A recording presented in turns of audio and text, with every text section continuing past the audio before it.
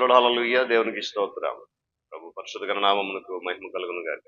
క్రీస్తునందు పిల్లరా, దేవుడు తన మహాకృపను బట్టి మనకు ఉదయకాల పాద సముఖములో నిలవడానికి చక్కటి విలువైన సమయాన్ని మనకు అనుగ్రహించు.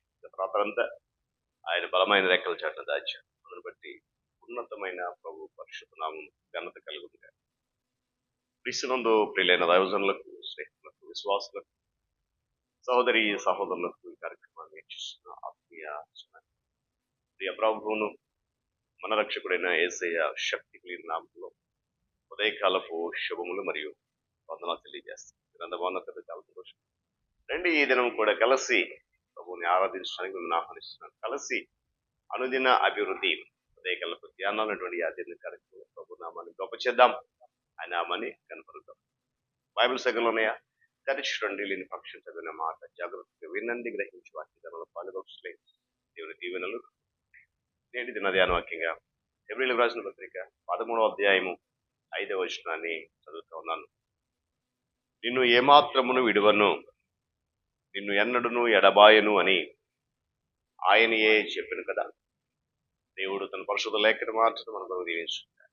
ప్రార్థన చేసుకుంటాం. మహోన్నతుడ సర్వాధికారి, మరొకసారి ఉదయకాల సమయంలో ఈ పాదశం చక్కటి అవకాశం ఈ కృపాతిశయములో అనుభవం బలపరుస్తుంది. శుద్ధి తెలుసు ఈ కార్యక్రమంలో పైనది మనం తెలియజేస్తుంది.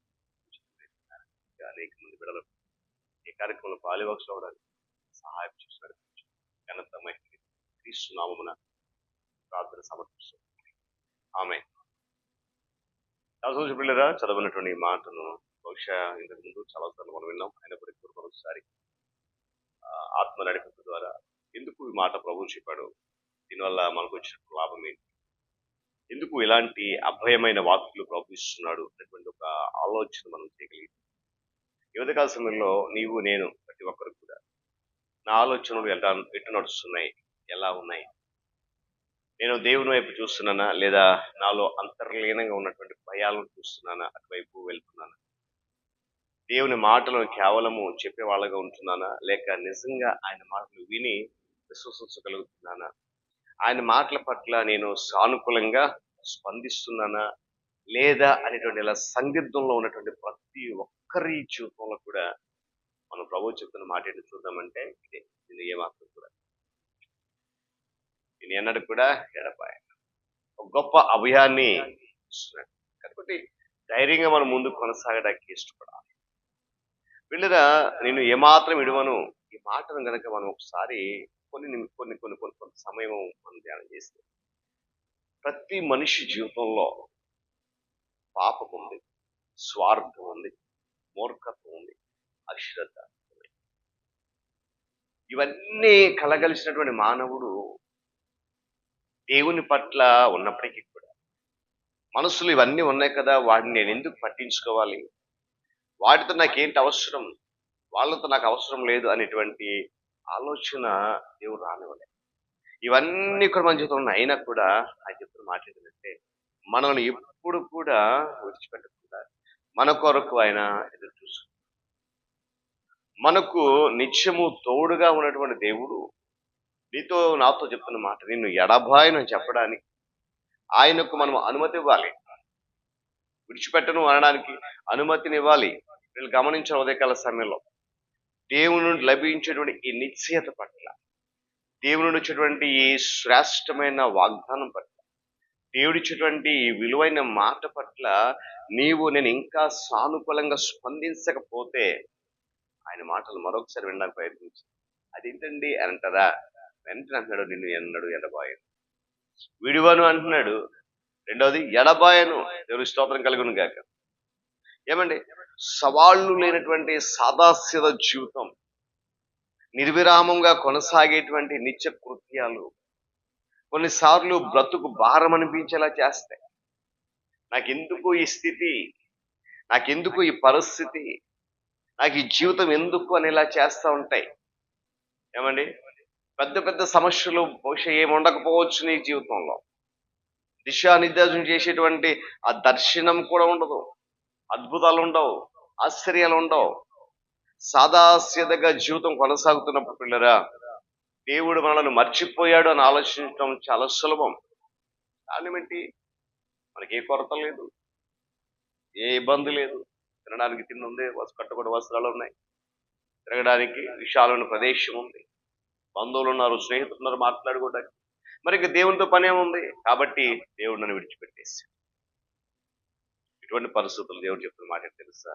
నా ప్రియ కుమార్తె, నా ప్రియ కుమారుడా, నేను ఎన్నడును ఎడబాయను. ఆ మాట్లాడుతున్నాడు ఆయన, వినగలుగుతున్నామా మనం? ఆయన విడిచిపెట్టేసింది మనము, ఏమండి? ఆయనకు దూరంగా జరిగి ఉన్నది మనము, మన బంధువులతో, మన చుట్టాలతో, మనకున్న పరిస్థితులతో, మనకున్నటువంటి ఆరోగ్యంతో, మన సొంత ఆలోచనలకు నడుస్తూ దేవుని విడిచిపెట్టేశాం. కానీ ఏమంటున్నాం? అద్భుతాలు లేవు నా జీవితంలో, ఆశ్చర్యాలు లేవు, దేవుడు నన్ను విడిచిపెట్టేశాడు. గమనించాలి ఉదయకాల సమయంలో నా ప్రియ దేవుని బిడ్డ, దేవుని నుండి అనూహ్యమైన రీతిలో మనం ఎదురు చూడడం సహజమే. ఏమండి? ఒక అద్భుతం చేస్తాడు దేవుడు, ఒక ఆశ్చర్యక్రియను చేస్తాడు, దీవెని పంపిస్తాడు, ఎదురు చూడడం సహజమే.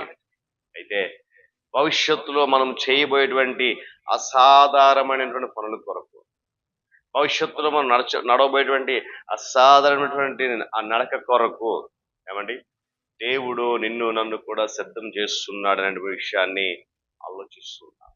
నేను స్తోత్రం చెప్పండి. అయితే పిల్లలు గమనించాలి, మనం ఆయన కృపలో వర్ధిల్లుతున్నాం నేటి దినాల్లో. ఏ కష్టము రానివ్వట్లేదు దేవుడు, ఏ నష్టము రానివ్వట్లేదు. ఎలాంటి శ్రమ వచ్చినా కూడా ఆయన కృప దాన్ని అధిగమించేలా చేస్తుంది మన పట్ల. అయితే వర్ధిల్లే కొలది, దేవుని కృపలో మన జీవితం అభివృద్ధి చెందే కొలది, ఏమండి, ఆ జీవితము సాదాసీదా గడిచిపోతున్న, అనూహ్యమైనటువంటి అద్భుతాలతో గడిచినా కూడా ప్రతి దాంట్లోనూ కూడా దేవుడు తనకు మహిమ తెచ్చుకుంటాడని తెలుసుకోవాలి. గట్టిగా స్తోత్రం చెప్పండి. అందుకే హల్లెలూయా, హల్లెలూయా. ఇలా దేవుడు అనుగ్రహించడం నిశ్చయత ఒకటి ఉంటుంది మన జీవితంలో.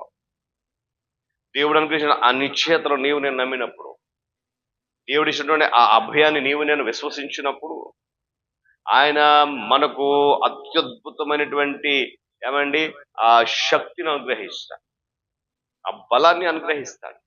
అయితే ఆయన మనకు అనుగ్రహించిన ఆ నిశ్చయతను బట్టి, ఆ అభయాన్ని బట్టి, ఆ ధైర్యాన్ని బట్టి కష్టాల్లో సహితము, శ్రమలలో సహితము, నిందల్లో సహితము ఆనంద జీవితాన్ని పాడగలం. దేవుని స్తోత్రం కలుగుగా ఆనంద గీతాలు పాడగలం, సంతోషంగా ఆయనను స్తుతించగలుగుతాం. సాదాసీద గడిచేటువంటి నిరాసక్త జీవితంలో సహితము మహోన్నతుడైనటువంటి దేవుడు మహిమ ఆయన మన ద్వారా మహిమ తెచ్చుకుంటున్నాడు. ఉదయకాల సమయంలో పిల్లరా, ఈరోజు నేను ఒక వాక్యనీతో నాకు చెప్తున్న మాట, ప్రతి ఒక్కరికి నిన్ను ఎన్నడూ విడువను, నేను ఏమాత్రం కూడా విడువను, నేను ఎన్నడూ ఎనబాయడు అని చెప్తున్నాడు దేవుడు. ఏమంటే ఎప్పుడు కూడా మనం ఎడబాయిచే దేవుడు కాదు, విడిచిపెట్టే దేవుడు కాదు, మర్చిపోయే దేవుడు అంతకంటే కాదు. మనం మర్చిపోవాలి, మనం విడిచిపెట్టేయాలి కదా. మనము ఎడబాటు, మనకు మనమే ఎడబాటు అయిపోవాలి. కానీ దేవుడు మాత్రం ఎప్పుడు మనను, కనుక ఉదయకాల సమయంలో ప్రారంభం చెప్పినట్లుగా నా ఆలోచన ఎటువైపు చూస్తున్నాను, ఎటువైపు నడుస్తున్నాను, భయం వైపా దేవుని వైపా, దేవుని మాటలు వింటున్నానా, విని విశ్వసించగలుగుతున్నానా, ఆయన మాట పట్ల సానుకూలంగా స్పందిస్తలేదా అని సందిగ్ధలో ఉన్న ప్రతి మనిషికి ఈ అభయవాక్కు, నేను ఏమాత్రము విడువను, నేను అన్నాడు. కనుక ఈ అద్భుతమైనటువంటి ఆశ్చర్యకరమైనటువంటి ఈ అభయాన్ని దేవుడు ఇస్తున్నాడు. కనుక ధైర్యంతో యాత్ర కొనసాగిద్దాం. అట్టి కృపలో పరిశుద్ధాత్ముడు మనల్ని నడిపిస్తాడు. ప్రార్థన చేసుకున్నాం. మహాగణుడు, మహోన్నతుడ, ప్రేమ గల తండ్రి, మీకు వందనాలు. తిరిగి నూతన ఉదయకాల సమయంలో మిమ్మల్ని ఎడబాయను, ఏమాత్రం కూడా విడిచిపెట్టను, ఇశ్రాయేలు కాపాడువాడు కొన్ని కూడా నిద్రపోడని వాక్యం సెలవిచ్చినట్లుగా ఈ దినము నీ వాక్యం నన్ను మమ్మల్ని బలపరచు. అనుక్షణము ఆయన మా వెంట ఉంటూ మమ్మల్ని విడిచిపెట్టక, ఎడబాయక, అనుదినం అనుక్షణం కూడా అద్భుతాలు, ఆశ్చర్యకార్యాలు చేస్తూ మా జీవితాల ముందు నడిపిస్తూ, ఒక సత్యం మర్చిపోయి ఆయన మమ్మల్ని విడిచిపెట్టేసావేమో అనుకుంటున్నాను. కానీ ఎప్పుడు విడిచిపెట్టే దేవుడు కాదు, ఎడబాయిన దేవుడిని అని గుర్తించి ఆ సత్యంలో నడిచే కృప దయచేయండి. మాట విన్న బిడ్డలందరి జీవితంలో ఫలించు.